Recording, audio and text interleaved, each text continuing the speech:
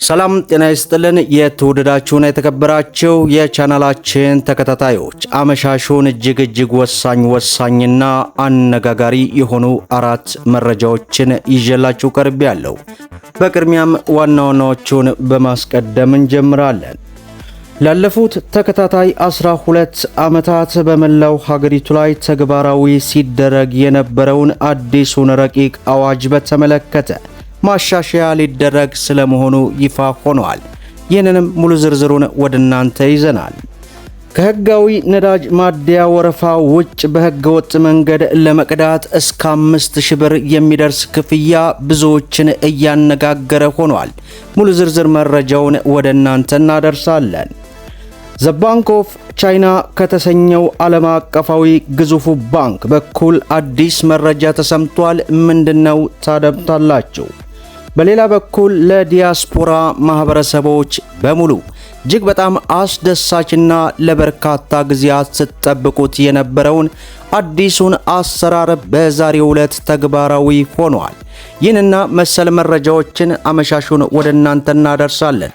ቪዲዮን ላይክ ያደረጋችሁ እስከ መጨረሻው ተከታተሉ። በቅድሚያም በተለያዩ የአገሪቱ ክፍሎች አንዳንድ ተሽከርካሪዎች ከህጋዊ የነዳጅ ማደያ ወረፋ ውጭ 5000 ብር እየተጠየቁ መሆኑን አመሻሹን ዋዜማ መረጃውን አውጥታለች።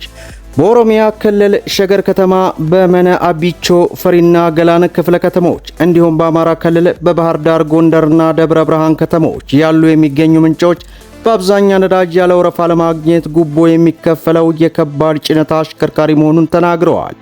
የጉቦ ከፋዮች ከባድ ተሽከርካሪዎች የነዳጅ መያዣ ታንከራቸው ከ300 እስከ 350 ሊትር ነዳጅ የሚይዝ መሆኑን ምንጮች ገልጸዋል ሲል ዋዜማ አስነብበዋል።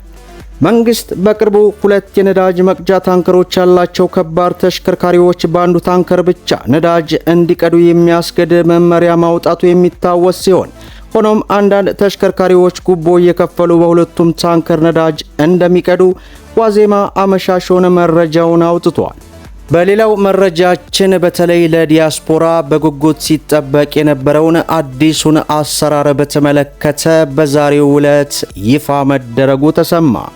የኢትዮጵያ ቴሌኮም ቴሌሳይት የተሰኘውን ዲጂታል የሰነድ ማረጋገጫ አገልግሎት ይፋ ማድረጉ አመሻሹን ወጥቷል። ኩባንያው ከውጭ ጉዳይ ሚኒስቴር፣ ከፍትህ ሚኒስቴርና ከፌዴራል ሰነዶች ማረጋገጫና ምዝገባ አገልግሎት ጋር በመተባበር የዜጎችን እንግልት በተለይ በውጭ ሀገራት ያሉትን ሙሉ በሙሉ ይቀንሳል የተባለውን አዲሱን የቴክኖሎጂ መፍትሄ አስጀመረ። በዚህም በአዲሱ ቴክኖሎጂ መሰረት በሀገር ውስጥ የሚገኙ ዜጎችና የዲያስፖራ ማህበረሰብ አካላት በአካል ሳይገኙ የውክልና ስልጣን መስጠትም ሆነ ለማንሳት እንደሚችሉ ተገልጿል። ድርጅቶችና ዜጎች ማንኛውንም ህጋዊ ሰነድ ባሉበት ቦታ ሆነው በዲጂታል መንገድ ለማረጋገጥ እንደሚችሉ የተገለጸ ሲሆን የጥበቃ ፍቃድ ለማውጣትና ለማደስ የሚያስችል ቀልጣፋ አሰራር ተዘርግቷል።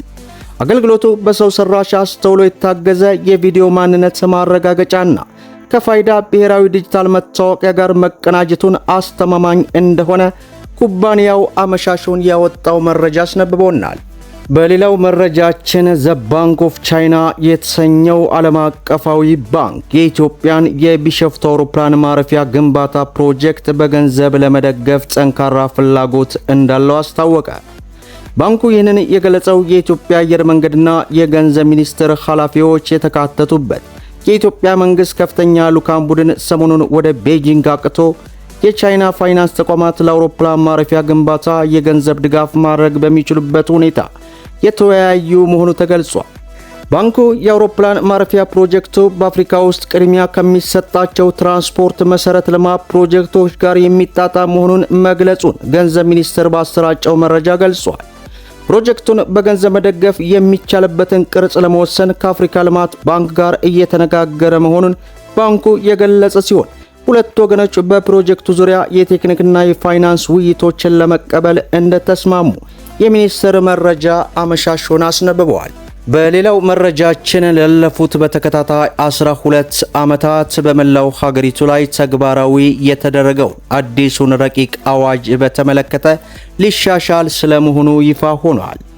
በየጊዜው የሚወጡ ዓለም አቀፍ የሂሳብ አያያዝና ኦዲት ስታንዳርዶችን ማስተናገድ የሚያስችልና ላለፉት 12 ዓመታት በስራ ላይ ያለው አዋጅ ቁጥር 847/2016 ማሻሻል የሚያስችል ረቂቅ ማሻሻያ አዋጅ የተዘጋጀ መሆኑን የኢትዮጵያ የሂሳብ አያያዝና ኦዲት ቦርድ ገለጸ።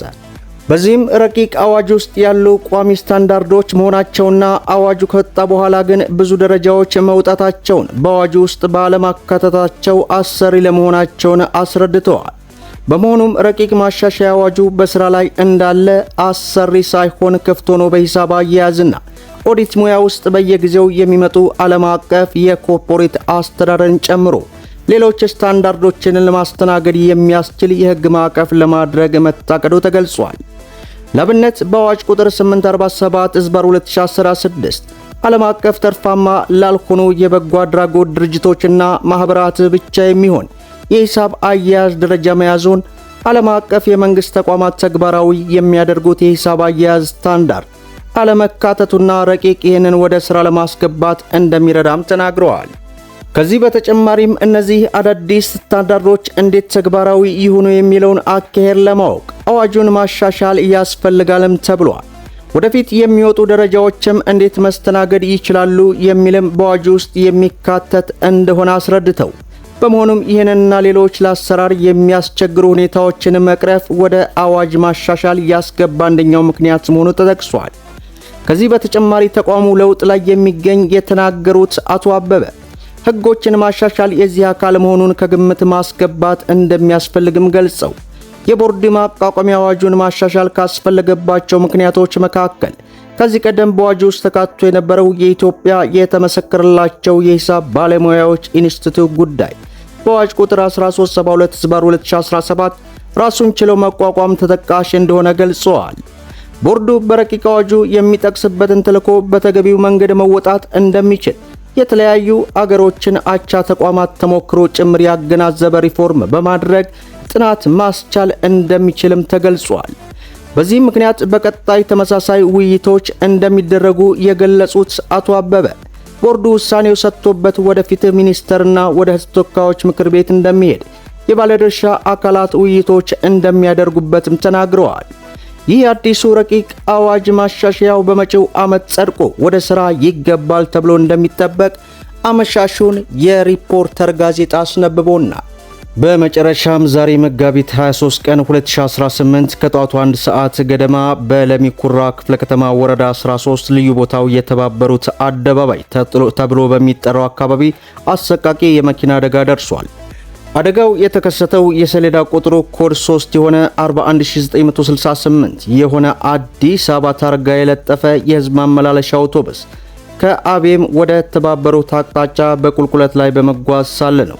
አውቶቡሱ ከአያት ወደ ሲኤምሲ አቅጣጫ ይጓዝ የነበረ የሰሌዳ ቁጥሩ ኮድ 3 35090 አዲስ አበባ ታርጋ ፒክአፕና ኮድ 3 ወይንም 57071 የሆነ ሁለት ቪትስ ተሽከርካሪዎችን ገጭቶ የተባበሩት አደባባይ ላይ መውጣትና መገልበጡ ተገልጿል።